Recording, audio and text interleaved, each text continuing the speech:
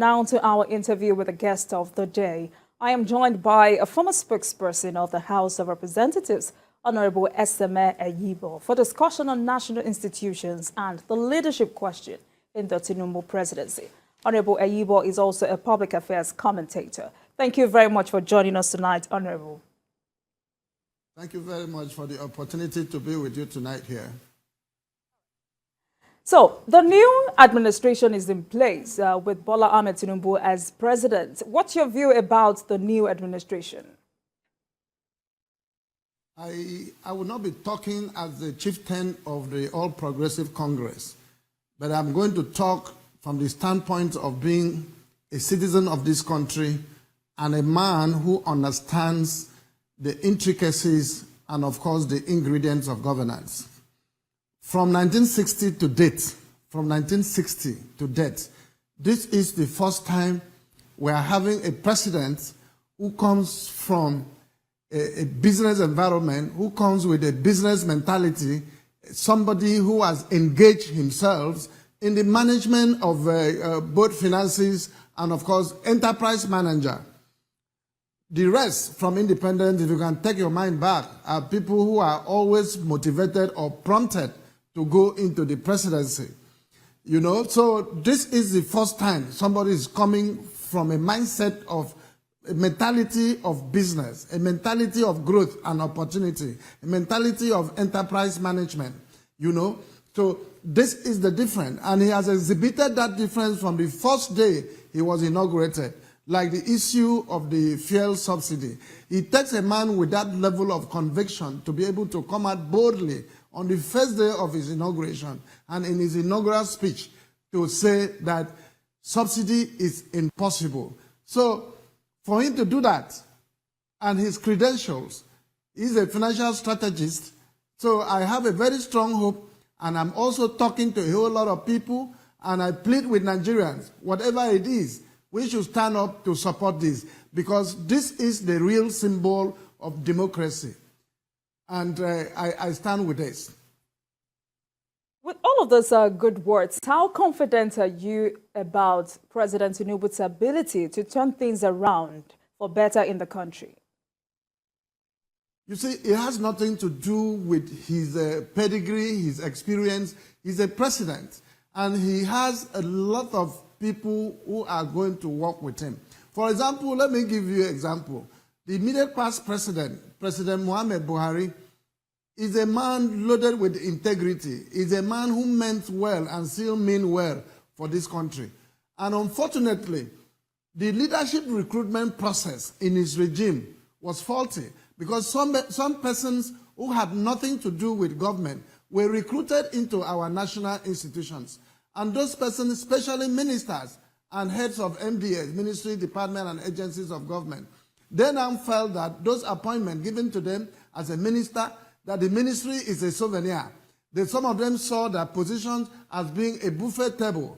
So they were working, some stayed for as long as 8 years without being supervised, and there was nothing like law and order. Regulations and laws relating to public procurement, the issues of accountability was relegated to the background because nobody was supervising. So these people conducted themselves in a way and manner that the various ministries, the institution they represented, deteriorated. And as we speak today, they have been dilapidated. Some ministers will go and bring even their dry cleaners to become their SS on special duties. People who were doing dry cleaning for them before they became ministers. Some will even recruit all manners of persons to work with them. So it was a fiefdom for most of them, and that's why very few of them succeeded. And the extent of that success is what we cannot manage. And at the other level of the presidency, the president performed, but he was unable to inform. So his inability to inform as much as he performed at the level of his presidency also became a problem. So what this government is to face is that, yes, President Bola Ahmed Tinubu is a very good man, is a strategist. He means well. He has been developing templates. All he needs to do is to elevate the template of Lagos, which of course is a sustainable development target. He has to develop it for Nigeria. But in developing that, he needs to attend to the issue of the recruitment of the right people into our national institutions. Once the right people are not recruited into right places, that's where the house will start falling. You just raised a very valid point, and that will lead me to my next question. I mean, a new administration is in place, but the government's institutions remain the same. But how can the president ensure that these institutions key into his policies? Can you come up there again? How can a new administration is in place, so also the government's institutions remain the same? How can the president ensure that these institutions key into his policies? Well, it has to do with this recruitment process. When you, for example, if you recruit a minister, the minister must be supervised. There must be a template. There must be a milestone for the minister to account. Leadership is a responsibility that must be accounted for. Leadership is not a gift. It must be earned. And at any given time, we must be able to make sure that we don't allow our national institutions to be invaded by mercantilist public servants. We will make sure that the institutions of our government at all times must have a direction. It should be able to give in this direction. Value is a function of cost. So this must be attended to through supervision. And two, there must be enforcement of law and order. For example, the president just made a policy statement that, look, subsidy is impossible. We agree subsidy is possible. And I understand too that the subsidy ends by the end of June. The issue is, by the time the president made that comment, as a private person, I expected that the NNPC, security agencies would be on standby. Because the petrol, which is selling now at 600 naira, 550, and all of that, is already a subsidized petrol. It's already subsidized. It was paid for. The subsidy regime has not finished. The withdrawal of the subsidy, as a matter of fact, practically has not yet been effected. So the petrol that the marketers are selling now are, of course, petrol or fuel or products which were already subsidized. And if the security agencies were to work together with the state oil assets, like the NNPC, I want to believe that there would have been an exit where this thing could be done in such a way that will mitigate, on the impact of the withdrawal of the subsidy on the citizens. But as we are now, nobody's doing anything. Every filling station is fixing the rate at any cost. Subsidy, you and I know, and everybody is aware, is the best thing. The withdrawal is the best thing to happen to this country. And I liken it, to a situation whereby you drive a very huge, big car. To fill the tank is about 100 liters. And you fill the tank twice in a week. What government does is that government is subsidizing 200 liters of fuel for an individual who is already rich. But Toyota Coaster bus, for example, has capacity to carry 55 liters of fuel. And from Kubwa to the FCT, for the sake of carrying workers to work, it carries 30 workers. And when it's going back at the close of work, it carries 30, that is 60. That 55 liters on that coaster bus will run for 5 days, Monday through Friday. So that means that 60 persons a day that coaster is carrying times 5 days of the week. So what it does is that it's carrying 300. It's carrying 300 workers. So what government is subsidizing? They are subsidizing 55 liters of fuel for 300 people, whereas the other individual who is living in affluence, government is subsidizing for 200 liters. And also putting it differently, I understand the way citizens are feeling generally. I'm also feeling the pitch because I'm also in the streets. But we must also pay attention to the fact that if, for example, we are living in a community where there's no road, every year that's how we have been living. So the community people become used to very bad roads, very bad community, no water, no light, there is no access road.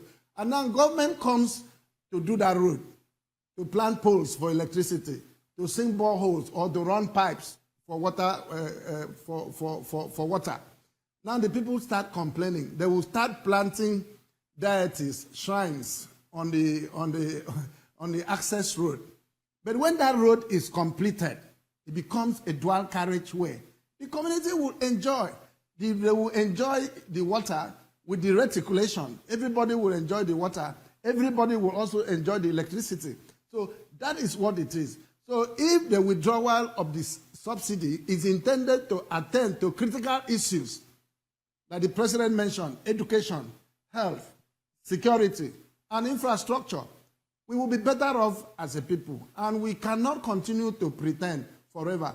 But what the president will need to do is that his courage in conviction must be matched by the caliber and the quality of persons recruited into various national institutions. For example, now, the political party APC has done the internal political party management by proposing, National Assembly principal officers as a majority party.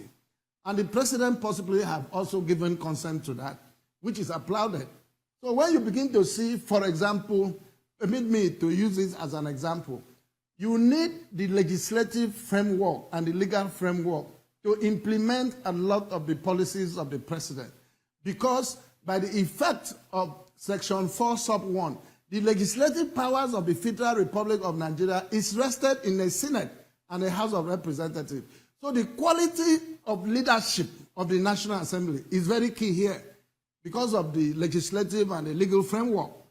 So when Senator Godswill Obodo-Kpabio and Jibrin Barau were chosen or nominated, in fact, it is across party line, which I really appreciate, and I want to thank the senators-elect across parties for standing up to be able to get this connection.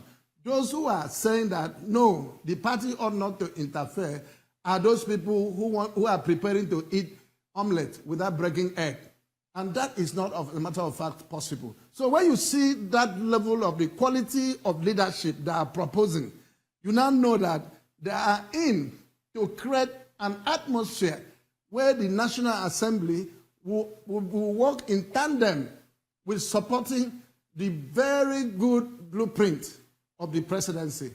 And this must have to be done. So such recruitment should reflect in every aspect of the recruitment process into our national institutions. About the caliber of persons to be recruited in this administration, let me bring up this debate about the need for strong institutions rather than strong men in governance. How will you advise President Tinubu to strengthen government institutions? Repeat that, please.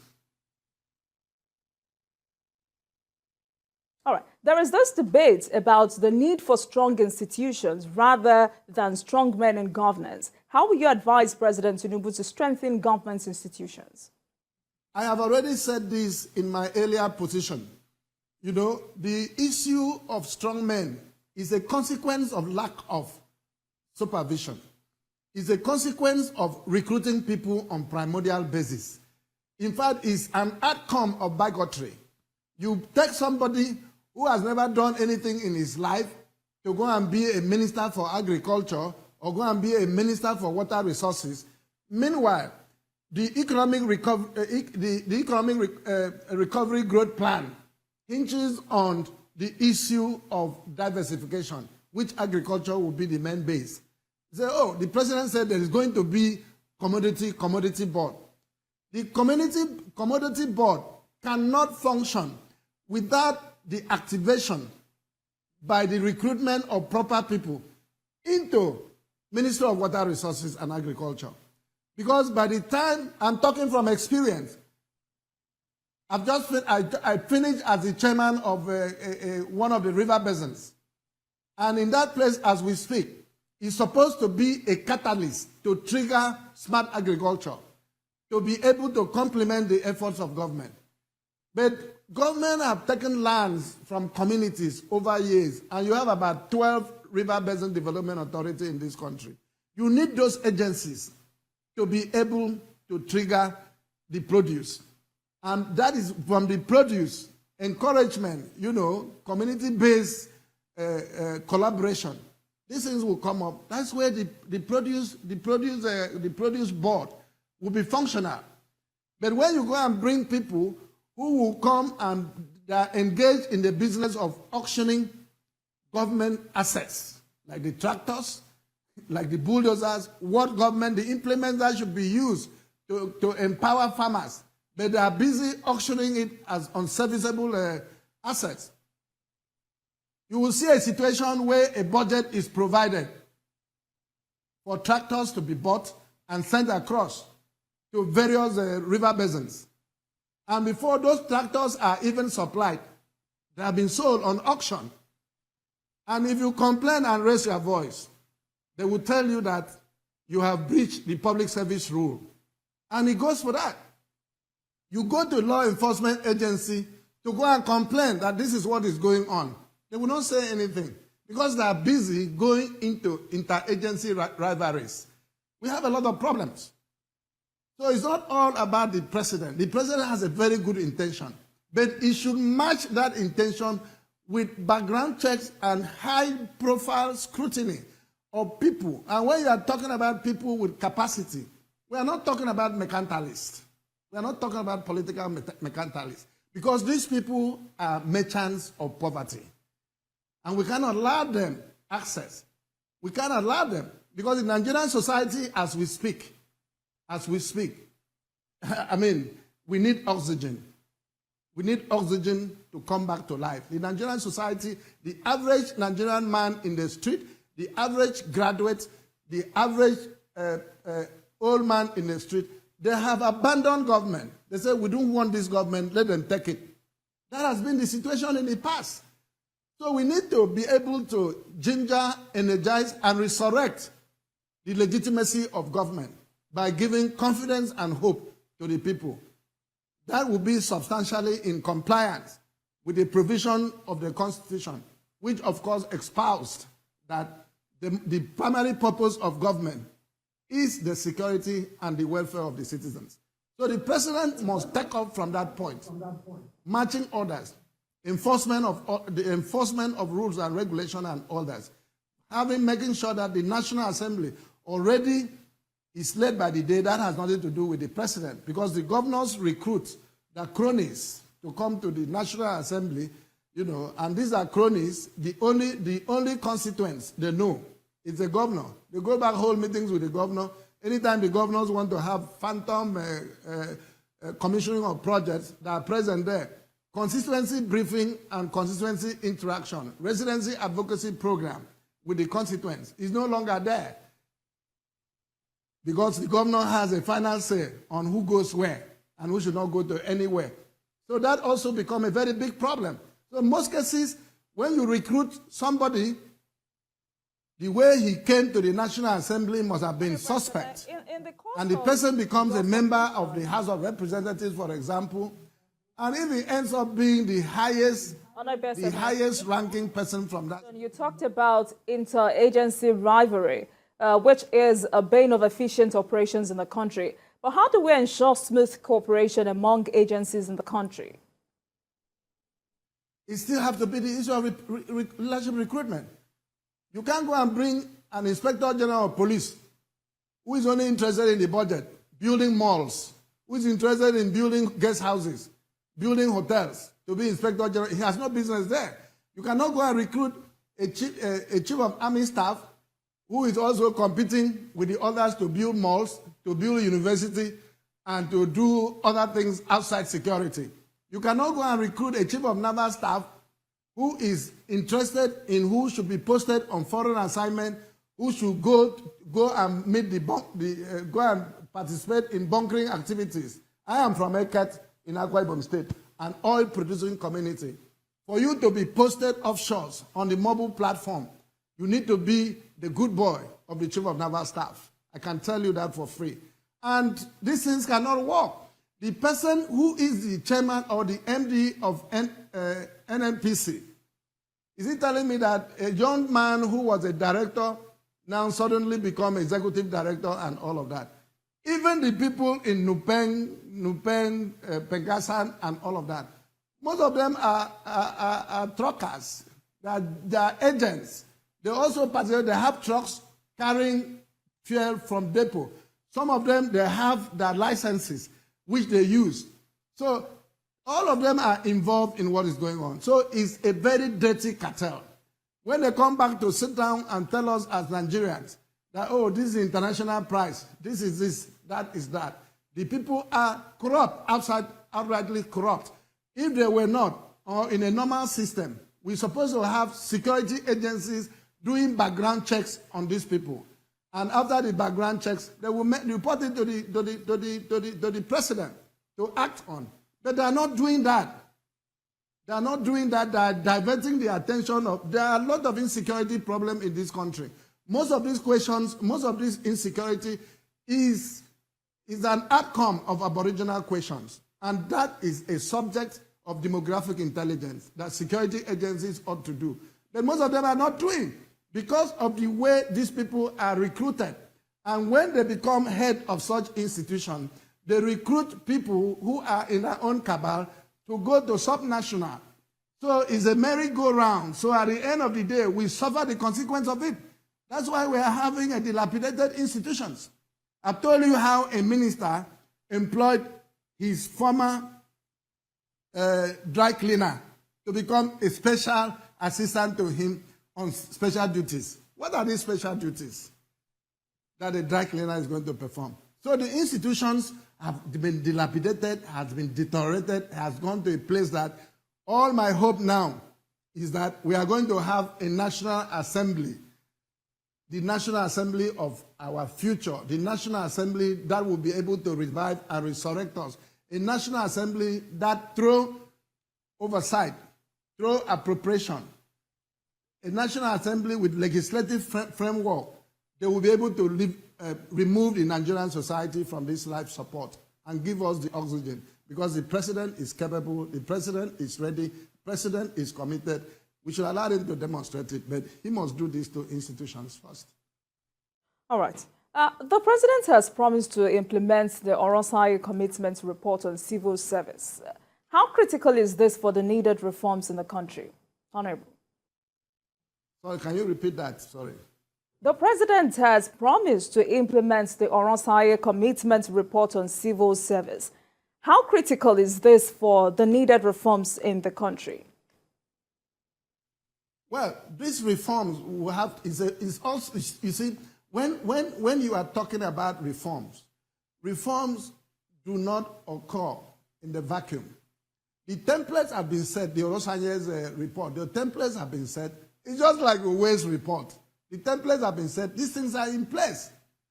For example, the willingness, the political will to be able to say, look, remove third fund.